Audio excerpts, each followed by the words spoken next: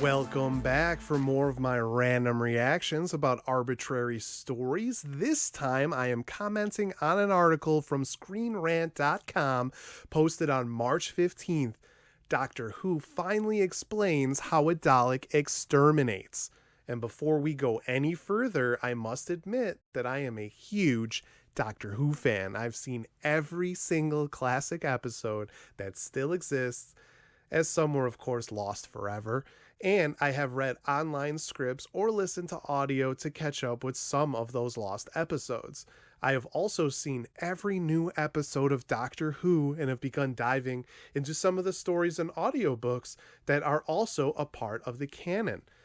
I actually at one point took around 9 months to watch the series from episode 1, An Unearthly Child, all the way to the premiere of the 50-year anniversary special. It is a boast that I like to make to other Doctor Who fans who are probably jealous I was able to do that. Of course, I was single at the time and I didn't seem to need as much sleep as I do now. So this is a feat that will probably never be repeated ever again. But I am very knowledgeable about anything that has to do with the Doctor Who canon, especially about the Daleks. I have seen the Dalek episodes that show their evolution on the show, especially since most stories show them at different points of the timeline. It was the second ever Doctor Who story we get the Daleks. It's the first time we meet the Daleks.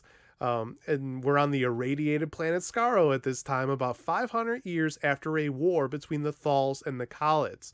Daleks do not have space travel yet, and they move by static electricity. Next comes the Dalek invasion of Earth, well into the future after that first encounter.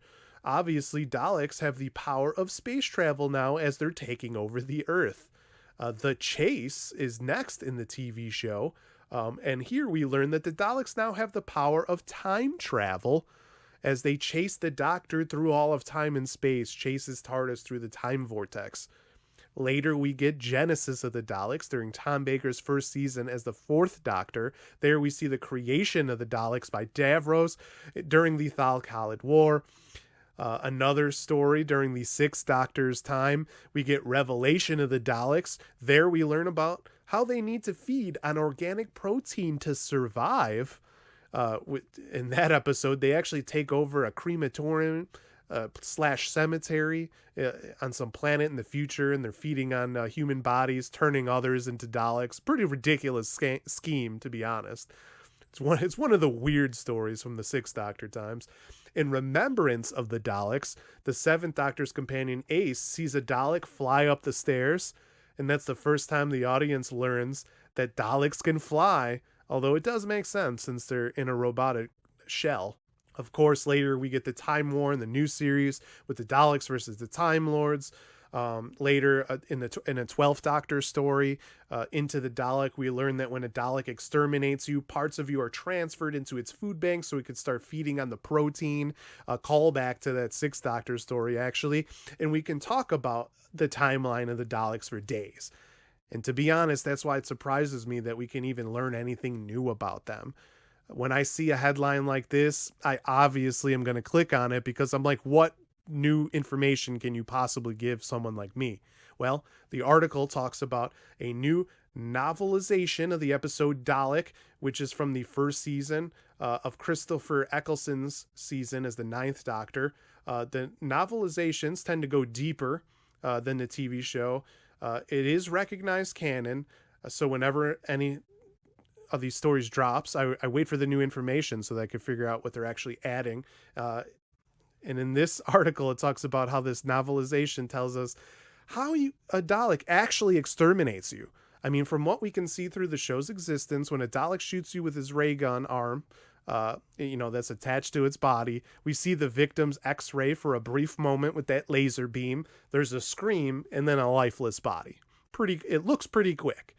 According to this article, though, the novelization describes the Dalek's gun as one created not just to kill someone, but to exterminate them from existence, and the fact that they didn't want to give out any painless deaths. They wanted as much pain as possible. So while we see a lifeless body, apparently the insides are quite scrambled. Bones, organs, bloods, whatever. The victim felt all of that happen before they actually died. Ouch. Can you imagine?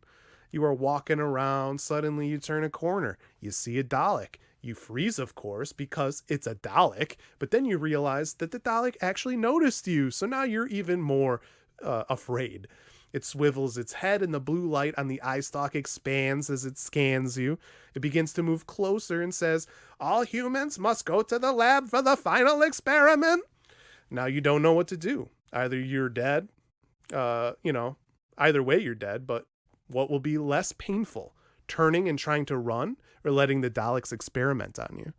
Before we knew this knowledge of the way a Dalek gun works, the obvious choice would be to turn and run. I mean, you are dead anyway, but at least it'll be quick if you get hit with the gun, and maybe you'll get away, maybe you'll get behind a wall. And no one wants to be operated on or forced to do things that will ultimately be a long and painful demise, or one that turns you into a mindless slave like those pig slaves in that one episode. But now that we know this knowledge, does this change the answer?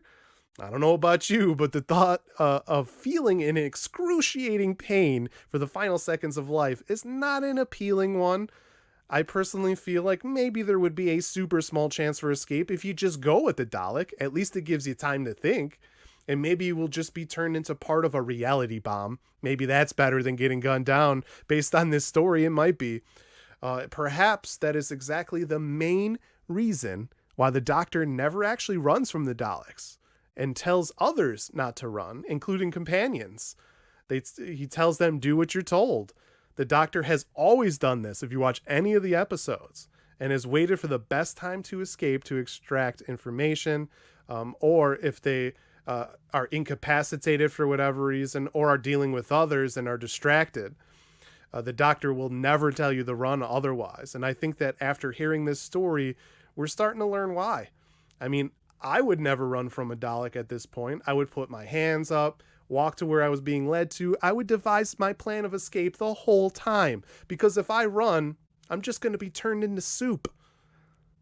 Thanks for watching. Any articles and other information discussed in this episode will be linked in the description in case you also want to read yourself.